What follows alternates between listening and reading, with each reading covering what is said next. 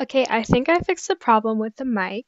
So let's get into the first chapter of Executive Assistant to the Batman. I'm going to read the summary again and then the notes, and we'll get right into it. So, what's someone like you doing working here for someone like Wayne? We're star-crossed, Tim answers, because clearly this job has only improved his ability to mouth off with a complete and total lack of self-regard. Rewrite of my old assistant verse. Notes. Translation into Don't Know, available by C_Lancaster. Translation into Don't Know, available by Zadaman. Yeah, I don't know how to read that language. So, yeah. Anyway, continuing on with the notes. I'm rewriting my old assistant verse for reasons. TL into KR by AO3 user Sidaman. Okay, chapter 1. So, what's someone like you doing working for someone like Wayne? We're star-crossed, Tim answers, because clearly this job has only improved his ability to mouth off with a complete and total lack of self-regard.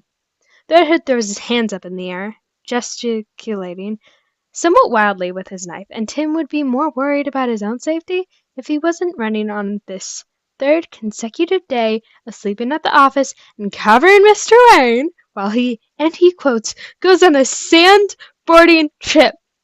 What does that mean? What does it mean? Does it mean anything? Does Mr. Wayne even obey the common rules of language? Who knows? Tim doesn't. Tim isn't impressed. He's felt more threatened by Helen from payroll. Helen gets mean with checks. That isn't what that word means. There's absolutely nothing romantic about being star-crossed, the man says, and Tim sneers at him. What about my pale skin, desperate need for a haircut, 3 days worth of beard growth, and the permanent installation of bags under my eyes? Looks like a romantic choice? No, we're star-crossed. Someone is going to kill the other one, and personally, I hope that I can at least get him to go completely gray or bald by the time he forces me to kick the button. Tim grinds the back of his molars together. I've got a plan for that. At this point, half of his paycheck is reserved for the dentist and expensive candles, and/or incense. The Red Hood looks at him. How did someone like you end up with someone like him? This isn't where I started. Tim closes his eyes and regrets so much. I was an R&D intern. Now I'm here, and I don't know how to get out of this. You could quit your job. Mr. Wayne has effectively sabotaged all my chances of working elsewhere. Tim snorts. No, sabotage isn't right. Exaggeration much? No, he assassinated all my other job prospects. I couldn't get anyone else to hire me if I gave them my kidneys. The Red Hood looks intrigued. You want to trade? Tim feels a small twinge of hope in his chest, somewhere around where his heart used to be. I'd make a great anti-hero. No thanks, the Red Hood laughs. I'd rather not be a corporate lackey. I wish I were a corporate lackey. Tim feels himself getting glassy-eyed. Oh man, I could take a 10. Is it that bad? Trade me and find out. You think I'm joking? Try me. Tim twists to turn over his shoulder and glare at the glass wall that separates his office from Mr. Wayne's. I can't even take a holiday. He's everywhere. Everywhere. Like Batman? Ugh, Batman!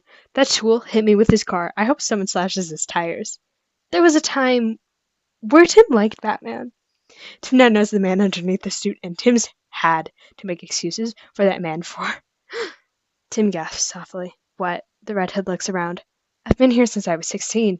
I've been here for over 10 years. Tim's voice seems to be coming from somewhere, not him. This is an out-of-body experience. 10 years of this. 10 years. When is my parole even up? Do me a favor and dial the extension 2344. I need to leave Nancy from HR a message. I need to rotate out of this job position. Let some new, impressionable, foolish intern take this job. I would kill to make copies for 8 hours a day. I feel like you're gonna hurt someone's feelings, the redhead says, and pauses, and looks at Tim. Then maybe wearing a helmet, but Tim knows that look. No! You said you'd make a good anti-hero. I was gonna trade jobs, not bosses, and you could afford me anyway. Literally, the only thing that keeps me here is the paycheck. That's not what the word on the street is. The Red Hood makes an obscene gesture. One that violates at least 3 clauses in the company policy. 2, there's a reason why I put in a glass wall. 3, he couldn't afford me either. The redhead bursts into laughter. I'm keeping you! It's like I say things, and no one ever hears me. That exact moment, Batman himself bursts in through a window like he doesn't know how to get in through a door. Tim closes his eyes, wondering if there's a saint for helping you cope with the urge to murder vigilantes and debatable heroes. Nightwing and Batgirl tumble in after, and Tim takes opportunity to consider ways of writing a proposal for better tinted windows, the kind that darken automatically. Maybe he could do the programming for it. A nice side project. Sneaking an hour of blackouts every other day for a nap or quiet time. Tim enjoys quiet time. Why can't he just go back to preschool? Things were fine in preschool. Robin fairly skips over to him, and Tim slips his hands out of the ropes he untied 2 hours ago. So, how's the mandatory skate practice going? Batgirl says as Tim hands her the rope while Batman and Nightwing argue with the Red Hood. The usual, Tim shrugs. I feel like these would go better if the Red Hood could learn to tie actual knots. I can tie knots, the Red Hood protests. Bad knots, Tim fake whispers. Stage whispers. Fake stage whispers. To Robin, who laughs at Red Hood. Flips him off. Real mature there. Can you guys stop doing these when I've been pulling back-to-back work shifts? Yeah, it just makes it work better, Nightwing says. Hey Tim, how things going? Everything about Conan and joining me in Bloodhaven? I'm dead on the inside, Tim says as Batgirl steals his vacated chair, arms going around his waist and pulling him half onto her lap. Put me out of my misery. I think your boss would have something to say about that. Besides, no killing rule, Nightwing laughs. I can tie knots, the redhead continues to protest. As if you could do better. You want to try me? I have to tie ties that say on Bruce Wayne's Weasley little neck. I tie ties like I'm imagining a noose. Nightwing turns away and starts coughing into his elbow. Batgirl is snorting with laughter. And yeah, you can tell him I said that. I know Batman has an open channel to Mr. Wayne. Go ahead and tell him. Tim looks Batman straight in the eye. While you're at it, tell him that he's due for his annual physical and TB test, and that he needs an actual note from a licensed physician, and he can't declare himself physically fit, and that I can't explain what sandporting is to payroll.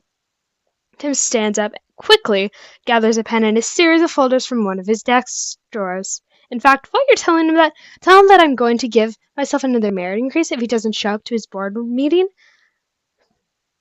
for his report, like he's supposed to do, like I've scheduled him, for every 2 months.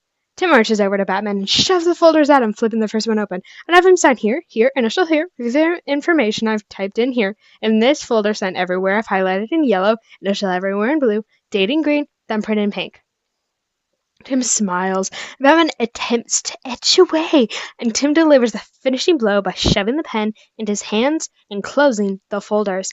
And if the excuse is that he doesn't want to be bothered off hours, remind him that I'm here, finishing his mileage report on top of everything else dumped on me on a Sunday night after practically living at the office for 3 days straight when I specifically requested Friday off 4 months in advance and would be eating an entire gallon of love potion number 31 in my apartment because it's Valentine's Day. Nightwing, Batgirl, and the redhead. Ooh, in the background like your middle schoolers. You can give them to him yourself tomorrow, Batman says, attempting to hand them back to Tim. I don't know, Batman. Can I give them to him myself tomorrow? Tim raises an eyebrow and crosses his arm. Yes, Batman said, but it comes out sounding like a question. Tim feels like his mother.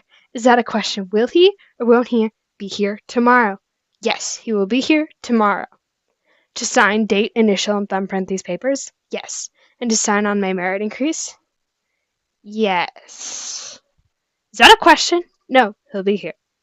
Good. Now you can go run off and do whatever it is you do dressed like a giant bat with underwear. Tim takes the folders from him.